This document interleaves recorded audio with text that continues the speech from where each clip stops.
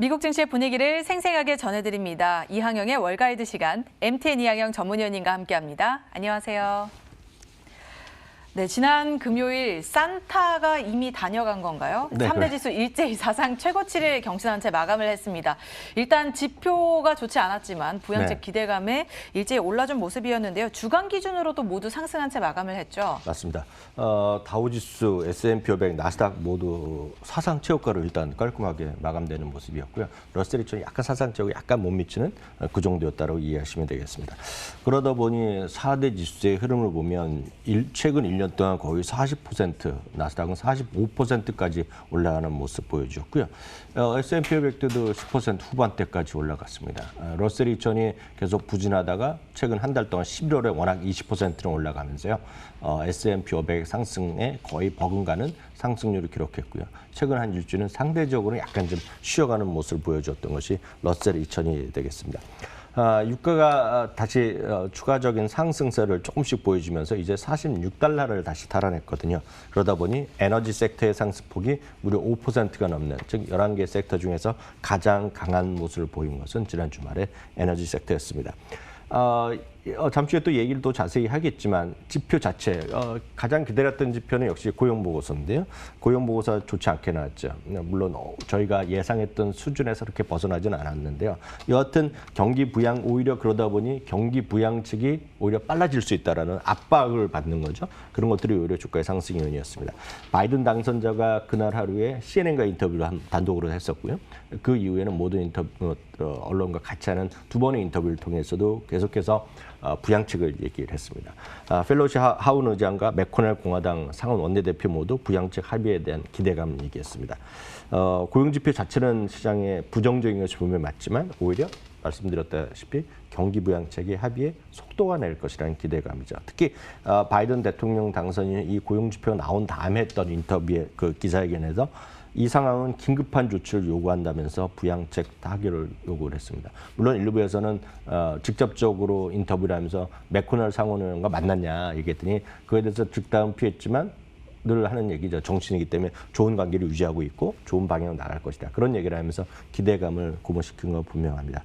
최소한 제한적 규모라도 연내 타결될 가능성에 대한 기대감은 분명히 높아지고 있는 것은 사실이다라고 이해하시면 됩니다. 네. 또 이 시장에서 이날 또 주목했던 것이 11월 고용 보고서였는데요. 사실 우리가 기대했던 만큼 좋지는 않았습니다. 일단 개선되고 있는 상황이긴 했지만 월가에서 예상했던 것보다는 훨씬 더 미치지 못하는 그런 결과를 내보였는데 한번 이것도 살펴주시죠. 맞습니다. 신규 일자리가 항상 핵심인데요. 전망 자체는 월가에 44만 명이었지만 극히 일부에서는 10만 명대도 얘기했었고요. 그래서 20만 명에서 25만 명 정도가 합리적인 예상이라고 했었거든요. 그러니까 24만 5천 건이 나온 거가 분명히 안 좋은 건 안 좋은 거지만 시장에서 아주 터무니없는 수치가 나온 건 아니다라고 보셔야 되겠고요. 실업률은 6.7%로 이제 조금씩 줄어들고 있지만 그것이 팬데믹 이전에 3.5%였기 때문에 아직 갈 길이 멀고요. 그 이전까지 가는 거는 계속 월가에서나 FOMC의 베이지북이나 이런 데서 여러 차례 얘기했다시피 결국 2023년, 2024년이 될 정도로 아직 머나먼 길이 남았다라고 보셔야 되겠습니다. 특히 이렇게까지 약간 고용에 대한 완벽한 복구가 상당히 오래 걸린다는 것은 수치로 좀 확인될 수 있는데요. 특히가 문제가 되는 것이 이제 고용도 해고도 두 가지가 있죠. 너 잠시 어려우니까 잠시 집에 갔다 와라, 쉬었다 와라는 게 있겠고요. 아니면 완전히 파이어 당하는 게 있거든요. 두 가지가 있는데 지금 이 그림은 6개월 이상 장기 실업 상태인 사람들입니다. 그렇기 때문에 일시적으로 지금 해고가 됐다고 생각할지 모르겠지만 해고 상태가 계속되는 사람의 6개월 이상 비율이 전체 실업자의 36%거든요. 이 수치를 보시면. 이 그림을 보면 한 2013년, 14년 이후 최대치까지 올라가 있는 거가 되겠고요. 그 다음 그림 보시면 조금 더 극명하게 보일 수 있겠는데요. 두 가지입니다. 하나는 파란색은 일시적인 temporary layoff거든요. 일시적으로 일단 쉬는 사람과 아니면 일시적이 아니라 이제 영구적으로 해고된 사람인데요. 일시적으로 해고된 사람 이렇게 파란색이 빠른 속도로 내려가고 있거든요. 그렇지만 계속해서 지금 해고 상태인 사람, 그러니까 계속 완전히 해고된 사람들은 숫자가 이렇게 계속 유지되는 거죠. 그래서 늘 말씀드리지만 지금 미국에서는 2천만 명이 일자리가 사라졌는데 1,000만 명은 회복됐다. 그러니까 아직까지 1,000만 명은 일자리를 복귀를 못하고 있고 그중에 상당수는 바로 회복될 것이 아니라 완전히 파이어된, 해고된 상태다라고 일단 이해하시면 되겠습니다. 절반가량이 되겠네요. 네, 그러니까 1,000만 명이 해결되는데 상당한 시간이 걸릴 거라는 얘기가 되겠고요. 특히 민주당 상원 원내대표 척슈모도 최대 규모의 긴급 자금이 절실하게 필요하다는 식이 얘기하고 있고, 뭐 바이든 당선도 얘기하고 있지만 앞서도 말씀드렸다시피 되긴 되겠지만 언제 될지. 다만 그런 기대감은 워낙 고용보고서가 실망스럽게 나왔다고 해석이 가능하기 때문에 오히려 그것도 긍정적으로 시장에 반영됐지만 이것은 전형적으로 시장이 올라갈 때 보면 어찌 보면 악재인데도 호재로 반영되는 뭐 그런 상황이기 때문에 이런 것 갖고도 약간 좀 과열 상태 아니냐라는 주장이 분명히 설득력도 분명히 있습니다. 네. 이런 것들을 다 좋게 본다라고 말씀을 해주셨기 때문일까요? 주식시장의 고공행진은 계속해서 이어지고 있습니다. 각 종목별로도 굉장히 뭐 사상 최고치를 경신한 채 이날 마감을 한 종목들이 많았는데요. 한번 이 주식 종목들과 관련해서도 살펴주시죠. 맞습니다. 그 주식시장은 완전히 지금 고공행진을 하고 있는 거죠. 그러니까 주식이라고 써 있는 거는 다 올라간다라고 보시면 되겠습니다. 특히 이제 아주 자잘한 것이 아니라 큰 것들. 이렇게 지수가 올라가다 보면 지수에 구성되는 건 어찌됐건 큰 것들이기 때문에 큰 것들은 대부분 다 올라가는 거죠. 이건 한국도 마찬가지거든요. 한국도 지금 불과 뭐 10며칠 만에 100포인트 계속 올라가면서 2,730인가 찍었을 겁니다. 코스피가. 이게 불과 5월, 6월 달만 하더라도 상상이 안 되던 수치거든요. 그러니까요. 네, 그만큼 돈의 힘이 올라가기 때문에 웬만한 악재? 예전 같으면 우리나라 2.5, 2단계며 2 플러스 알파며 2.5가 5단계 되면 주식 출렁출렁거려야 되거든요. 지금 안 그렇잖아요, 지금. 그러니까 그것은 어찌됐건 어느 나라나 약간 과열의 어떤 분위기를 우리가 부정할 수는 없습니다. 그렇기 때문에 지금 늘 얘기하지만 조정은 언제 나오더라도 아주 상식적인 수준일 수 있기 때문에 늘 이렇게 경계심은 먼저 좀 가셔야 되겠다는 미리 좀 말씀드리겠고요. 특징주 보겠습니다. 특징주로 제가 말씀드리는 것 중에 첫 번째가 지난주 저희가 화요일 날 했던 거 혹시 기억나세요? 무따에서 네, 네, 했던 거 있죠. 그렇죠. 바퀴 하나에 5만 달러짜리 5천만 원 뭐 이런 거 네, 하는 거. 중장비. 예, 그 캐터필러인데요. 캐터필러가 그렇게 4%나 올라가는 걸 제가 본 적이 없습니다, 최근에. 그러니까요. 예. 큰 폭으로 상승을 했네요. 이렇게 왜 보여드리냐면 이만큼 주가가 이런 캐터필러 무겁고 중후방대하고 이런 것들이 갑자기 5% 이상 갑자기 수요가 늘어날 일이 없잖아요. 그렇지만 이렇게 올라가는 것은 그만큼 시장이 약간은 좀 핫하다라고 일단 이해해야 돼요. 혹시 저희 방송 때문은 아닐까요? 저희 방송 때문에 오르는 것은 0.01%도 없죠. 1센트도 저희 방송 때문에 올라가는 건 없다고 제가 분명히 말씀드리겠고요. 만약 그렇다면 진짜 이상한 거죠. 네, 시장이. 그만큼 시장에서 많은 분들이 지금 이런 큰 것들을 지금 보고 있다. 라고 보셔야 되겠고요. 두 번째는 이제 지난 금요일 했던 디즈니인데요. 디즈니 사실 이때뿐만 아니라 저희가 꾸준하게 이제 말씀드리고 디즈니 플러스에 대한 효과 이런 얘기를 말씀드렸잖아요. 네. 디즈니도 사상 최고가입니다. 근데 이 디즈니도 최근에 저희가 무따에서 소개를 해드린 종목이죠. 그렇다면 위원님이 종목 선택을 굉장히 이렇게 적중해서 해주신 거네요. 그건 아닙니다. 그건 아니고 제가 늘 말씀드리지만 제가 할 수 있는 거는 저는 성격이 어떤 걸 보이냐면 시장이 좀 살아있는 것들을 보여드리는 성격이 있습니다. 네. 그렇다고 해서 뭐 제가 잘 스탁픽하는 이런 건 아니죠. 알겠습니다. 아주 제가 어렸을 땐 그런 걸 많이 네. 했지만 지금은 그런 걸 별로 안 하고요. 세 번째는 퀄컴입니다. 퀄컴.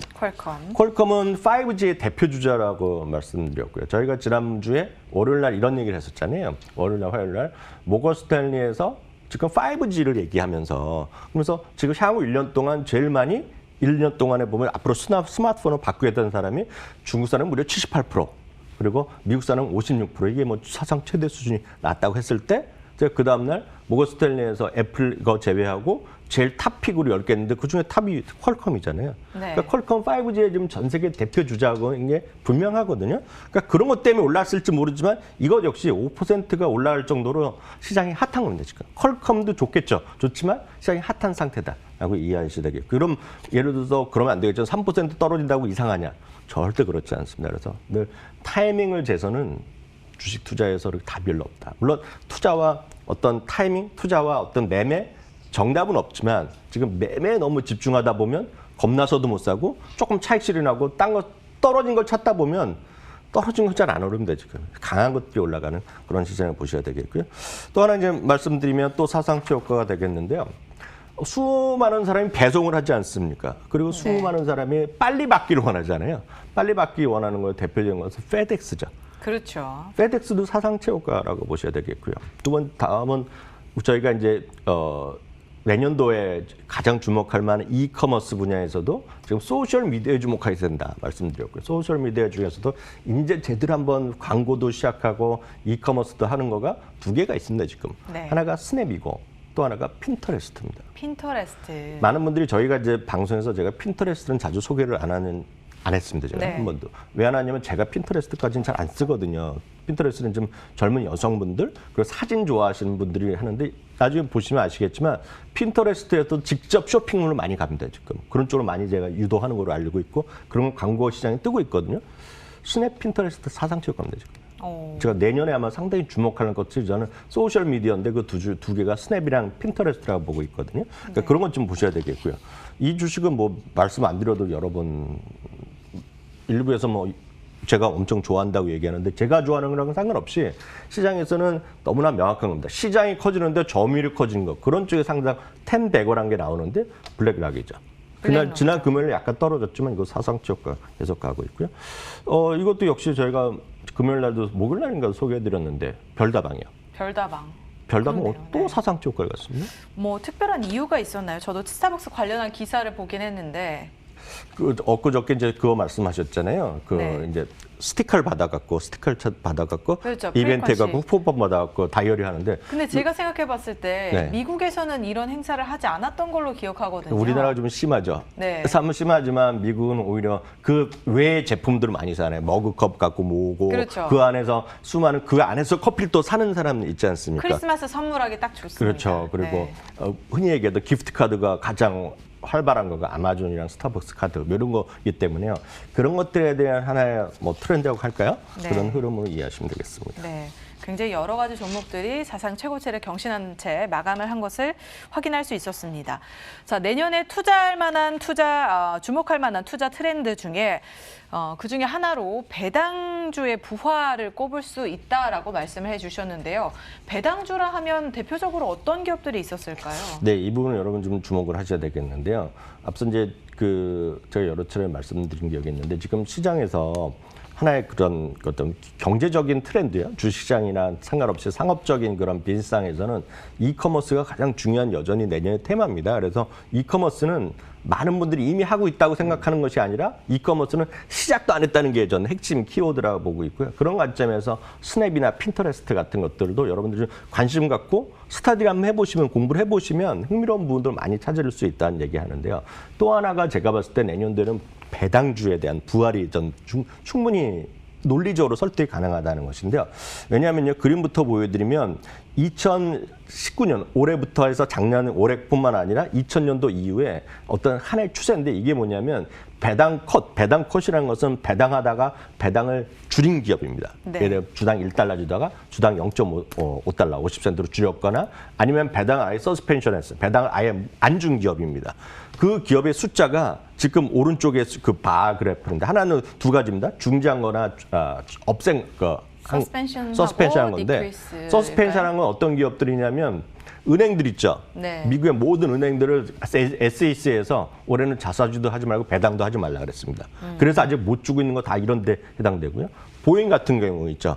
보잉도 20몇 년을 계속 주다 보잉 요번에 서스펜션 했거든요. 네. 딱 이런 게 들어가는 거가 이 기업의 숫자가 몇 개 나냐면 거의 S&P 500 중에서 한 70여 개 정도 되거든요. 엄청나네요. 이미 주던 거가 한 350개 정도 되는데 100개는 안 주고 400개 주는데 그중에서 70%가 줄이거나 안 준 겁니다. 이 수치는 리만 사태 이후 최대 수준까지 올라갔습니다. 지금. 네. 그런데 이게 왜 그랬느냐? 아까 말씀드렸던 팬데믹 때문에 그렇거든요. 근데 팬데믹 경기가 이제 회복되고 이제 경기가 살아나면 이제 다시 배당을 다시 주거나 다시 늘리는 기업들이 늘어나겠죠. 호시탐탐 기대하는 거 은행이 지금 주겠다는 거거든요. 그렇죠. 그러니까 예를 들어서 은행에 대해서 일부 같은 경우에 특히 제이미 다이먼 같은 사람들은 지금 은행 같은 경우가 워낙 나라의 그 SEC에서 우리나라 같으면 금융위원회거든요. 거기서 너희 배당 주지 말고 너희 자사주도 사지 말고 돈을 모아둬라. 우리 식으로 하면 대선 충당금을 쌓아두라는 얘기입니다. 시장이 어려울 수 있고 그러니까 너희들 돈을 묻어두라는 얘기인데 그 규모가 또 사상 최대 수준에 와 있습니다. 그러니까 조금만 좋아지면 제 얘기가 아니라 그들 표현을 하면 윈드펄입니다. 윈드펄이라는 거는 낙수 효과도 아니고 그냥 가만히 있는데 사과가 떨어져 갖고 떨어지는 거죠. 사과가 네. 떨어지는 효과를 윈드펄이라고 영어로 맞죠? 네. 그런 표현을 하거든요. 우리를 보면 자다가 떡이 떨어진다 뭐 그런 표현이거든요. 자다가 떡이 이렇게. 네, 그 정도로 돈다발이 떨어진다는 얘기를 윈드펄이라는 영어를 쓰는데 네. 그런 표현을 쓴 정도로 은행이 지금 돈을 많이 쌓아두고 있다는 겁니다. 조금만 좋아지면 은행이 배당을 주고 하는 건데 배당주에 관련된 것들 대표적인 게 은행입니다. 은행이. 그래서 은행이 조금만 주면 이거는 수치는 확 떨어지거든요. 네. 그래서 내년에 경기도 회복되고 이런 배당이 다시 늘어나고 하면 실적도 좋아지고 그럼 배당을 재개하거나 배당을 다시 늘려주는 기업들이 늘어날 수 있다는 거거든요. 그래서 배당주에 대해서 관심을 좀 늘릴 필요가 있다고 얘기하는데 앞서 배당주가 어떤 게 좋으냐 그러면 워낙 많기 때문에 말씀드리기 쉽지 않고 제가 아주 따르게 ETF를 선호기를 말씀드리겠습니다. 네. ETF 중에 전 세계에서 가장 큰 배당주 ETF는 DVY입니다. DVY. 네, 블랙락에서 주는데 연 4.3% 정도 수익을 줍니다. 여기서 상당히 많이 주네요. 그 배당 수익률을 정확히 얘기하면 분배 수익률이라고 그러거든요. 네. 배당금은 ETF는 배당금이라는 표현 안 하고 그냥 정확한 용어는 분배금인데 분배금 수익률이 한 4.3% 정도 됩니다. 다만 미리 말씀드리면 배당이 많다고 하면 주가가 많이 오르진 않을 겁니다. 네. 두 번째는 노블이라는 것인데요. 이거는 뭐 아시는 분 많이 계실 것 같습니다. 배당을 25년 이상 늘리는 기업들만 모아놓은 주식입니다. 그러니까 뭐 1년 올라가면 소용없고요. 25년 연속, 올해도 25년 배당 늘린 기업들이거든요. 그런 것들이 지금 사상 최고가인데 배당 수익률 자체는 높지 않습니다. 그래도 2.26%라고 보셔야 되겠고요. 그 25년 심하니까 10년 이상 늘린 기업들 많겠죠. 쉽게 해서 마이크로소프트 같은 거가 여기 VIG에 들어갑니다. 연 1.75%의 배당 수익률을 주는 거가 되겠고요. 그럼 배당 수익률보다는 그 주가 상승률보다는 월 배당을 좀 많이 받고 싶은 분들이 네. 연세가 있으시거나 월세를 좀 받고 싶은 그런 느낌을 네. 받으시면 SPHD가 대표적입니다. 여기에 이제 은행이나 리츠 많이 들어있는데요. 매달 월말에 매달 돈을 주는데 연 수익률이 지금 5.5% 정도 됩니다. 오, 이게 사실 좋네요. 보면 저희가 4월 달에도 한번 이 방송에서 말씀드렸는데 그때는 8%였습니다. 주가 와. 워낙 떨어져 있기 때문에. 근데 지금 많이 올라서 5.5%지만 5.5%도 엄청난 거거든요. 그렇죠. 그러니까 이런 것들도 한번 여러분들이 좀 마음을 여시면서 이런 것도 네. 한번 해보시면 좋을 것 같네요. 네, 내년에는 배당주들의 부활이 어느 정도 예상이 되는데 그 가운데서도 뭐 ETF도 있었고 은행주에도 좀 관심을 가져봐야 된다라는 말씀을 해주셨습니다. 자, 이번 주 실적 발표 일정을 앞두고 있는 기업들 그리고 경제 발표까지 좀 함께 짚어주시죠. 네. 실적은 이제 그 3분기 시장은 다 끝났고요. 이제 4분기 이제 그 날짜별로 해서 하는 기업들이 있는데요. 오늘 밤에는 이제 톨브라더스라고 해서 주택 건설 업체가 들어갑니다. 8일 날에 이제 여러분들 또 술 좋아하시는 분들은 브라운 포먼 아실 텐데요. 브라운 네. 포먼이 있겠고요. 그 강아지 있죠, 강아지. 추위. 네, 추위가 네. 들어갑니다. 그리고 이제 10일 날은 어도비가 있고 코스코 같은 거가 있는 것이 특징이 되겠고요. 경제 지표에서는 소비자 물가 지수와 생산자 물가 지수가 이번 주에 있는 것이 경제 지표가 되겠고요. 네. 나저랑 이번 주에는 이런 경제 지표나 실적도 있겠지만 아마 가장 큰 관심은 전 세계 특히 이런 개미 투자가들도 특히 미국이나 한국에서들도 IPO 일단 관심이 있을 것 그렇죠. 같습니다. 네. IPO가 올해 또 최대 대여 중에 하나라는 에어비앤비가 이번에 들어옵니다. 네. 에어비앤비는 그냥 심볼도 쉽습니다. ABNB가 ABNB. 심볼로 정해져 있고요.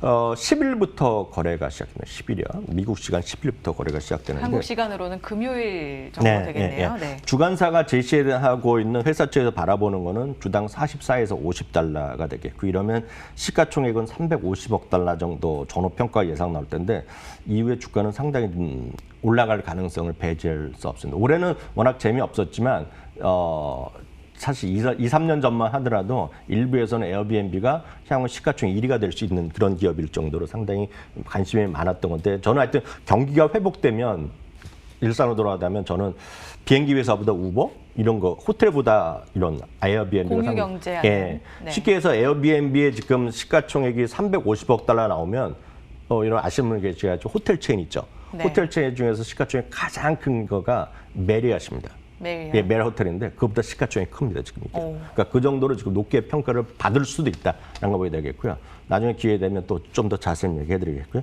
두 번째 도대쉬입니다. 도대쉬는 우리를 보면 뱀인죠. 배달의 민족 같은 그렇죠. 그런 건데요. 심볼은 대쉬입니다. 대쉬. 아주 심볼도 쉬운데요. 9일부터 거래가 시작됩니다. 하루 먼저 되는데요. 워낙 주당 70에서 75달러를 예상했었는데 지난 금요일 날 올렸어요. 이 친구들이. 90에서 95달러 상당히 업을 시켰습니다. 그만큼 시장의 분위기가 좋다 그러는데요. 그럼 역시 시가총액이 300억 달러 수준 나올 것 같고요. DAD 에비슨 같은 경우에는 이미 93달러를 제시하기도 했다는 것도 참고하시면 좋겠습니다. 네, 이번 주 또 몇몇 기업들이 실적 발표를 예고하고 있고요. 경제 지표도 좀 주목을 해보셔야 될 것 같고 시장에서 가장 주목하고 있는 IPO 기업들 에어비앤비와 도어대시의 상장도 함께 지켜보셔야겠습니다. 네, 지금까지 MTN 이항영 전문위원님과 함께했습니다. 오늘 말씀 고맙습니다.